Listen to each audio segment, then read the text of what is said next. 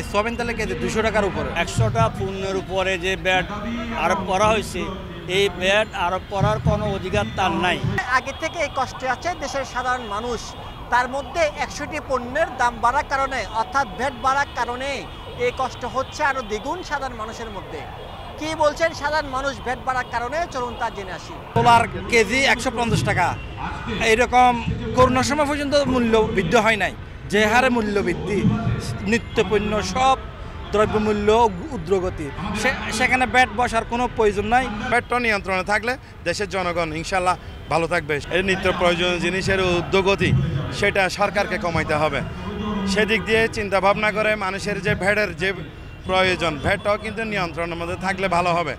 রমজান মাসে ইফতারি করতে, সেহরি খাইতে মানে ভীষণ কষ্টের মধ্যে পড়া যাবে, কারণ মানুষের ইনকাম বাড়ে নাই।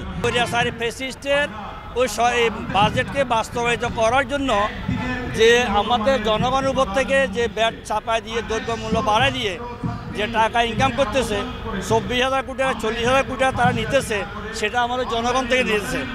তারা ভাগ্য ভাতা দিব বলে 7,000 কোটি টাকা ও সরকারি ফান্ডে দিতেছে, জনগণের দিকে তাদের কোনো একটুও নজর নাই। এই ব্যাট লাগামহীনভাবে যদি চলতেই থাকে তাহলে ক্রয় ক্ষমতা এলপি গ্যাস বেশিরভাগই ব্যবহার করে গরিব শ্রেণীর মানুষ, মধ্যবিত্ত শ্রেণীর মানুষ। তাদের ক্রয় ক্ষমতা তাহলে এলপি গ্যাসটা বেশি ব্যবহার হয়, আর যখন একটু ঊর্ধ্বগতি হয় ব্যবহারটা অনেকটা কমে যায়। তো মানে এখন দেশের উপরে আসলে দেশের যেভাবে চলতেছে, গরিব দুঃখী এখন চলার মতো কিছু নাই। 500 টাকা দিন মজুরি কাজ করে যদি কেউ বেতন পায়, ওই বেতন দিয়ে সংসারই কারো চলতেছে না এখন। এবং বর্তমানে আপনার চাইলের দাম, ডাইলের দাম, প্রত্যেকটা নিত্যপণ্য দাম যেভাবে বাড়ছে, গরিব দুঃখী মিহতি জনতার অতিরিক্ত কষ্ট হচ্ছে। এই কষ্ট কিন্তু সারা বাংলাদেশের কষ্ট। এবং এই দেশ সম্পন্ন মালামালের দামটা যেমন বর্তমান সরকারে এটা কন্ট্রোল করে। না না, আয় রোজগার তো কিছু নাই, আয় রোজগার কিছু নাই।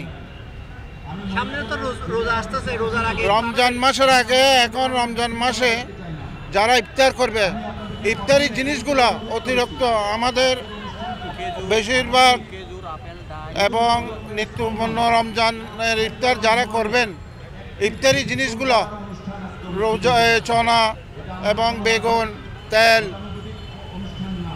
পেঁয়াজ, আলু কই ক্ষমতার ভিতরে গরিব দুঃখী যেমন কিনতে পারে, খাইতে পারে, আমি এতটুকু আশা করি। দর্শক, আপনারা এতক্ষণ ধরে শুনলেন ভ্যাট বাড়ানো নিয়ে সাধারণ মানুষের প্রতিক্রিয়া।